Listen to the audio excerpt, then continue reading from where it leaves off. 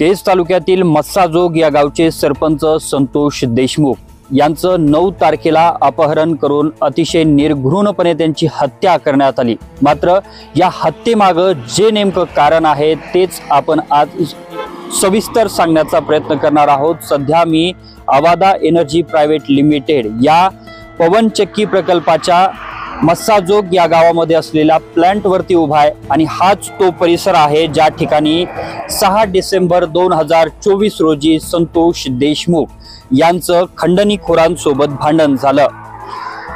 या संपूर्ण घटनेचा घटनाक्रम असा होता की या अवादा एनर्जी प्रायव्हेट लिमिटेडच्या पवनचक्की प्लांट वरती काही खंडणीखोर आले आणि त्या खंडणीखोरांकडून या ठिकाणी अधिकाऱ्यांसोबत बाचाबाची झाली। या संपूर्ण घटनेनंतर खंडणीखोरांनी अधिकाऱ्यांना मारहाण करण्यास सुरुवात केली।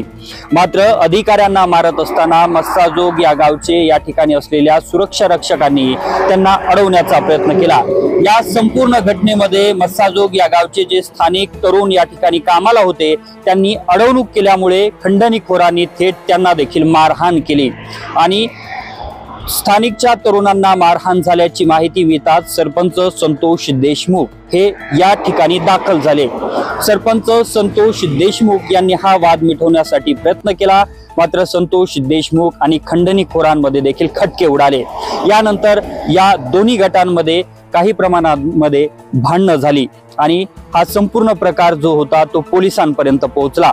केज पोलिसांमध्ये अदखलपात्र स्वरूपाचा गुन्हा दाखल करण्यात आला आणि खंडणीसाठी आलेल्या आरोपींना अवघ्या 1 तासात सोडून देण्यात आलं।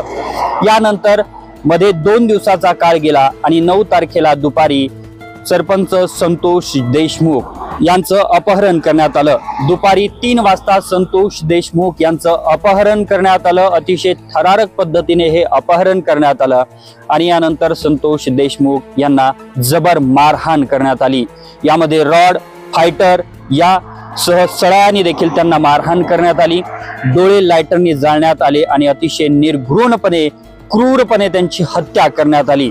आणि ही हत्या झाल्यानंतर 2 दिवसानंतर अवादा एनर्जी प्रायव्हेट लिमिटेड कंपनीचा मस्साजोग परिसरातील हा जो प्लांट आहे या ठिकाणी आता आपण पाहतोय पोलिसांचा या ठिकाणी बंदोबस्त लावण्यात आलेला आहे, कारण कंपनीकडून या खंडणीखोरांच्या विरोधात देखील गुन्हा दाखल करण्यात आलाय। यामुळे या ठिकाणी देखील पोलिसांचा बंदोबस्त लावण्यात आलेला आहे। मात्र सरपंच संतोष देशमुख यांचं जे सुरुवातीचं भांडण झालं ते या ठिकाणच्या स्थानिक तरुणांना वाचवण्यासाठी आणि मध्यस्थी करण्यासाठी याच अवादा प्रायव्हेट लिमिटेड कंपनीच्या मस्साजोग परिसरातील प्लांट वरती दाखल झाले होते आणि याच ठिकाणी त्यांचं भांडण हे आरोपी असलेल्या आणि खंडणीखोरांसोबत झालं आणि यामुळेच खंडणीखोरांनी थेट 9 तारखेला सरपंच संतोष देशमुख यांना रडारवर घेतलं आणि त्यांचं अपहरण करून निर्घृणपणे हत्या केली।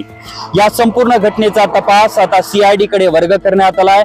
मात्र आता या संपूर्ण घटनेचा तपास हा SIT मार्फत व्हावा आणि या SIT मध्ये IPS दर्जाचा अधिकारी असावा अशा प्रकारची मागणी आमदार सुरेश धस यांच्यासह खासदार बजरंग सोनवणे, छत्रपती संभाजीराजे आणि विरोधी पक्ष नेत्यांकडून देखील केला जातोय।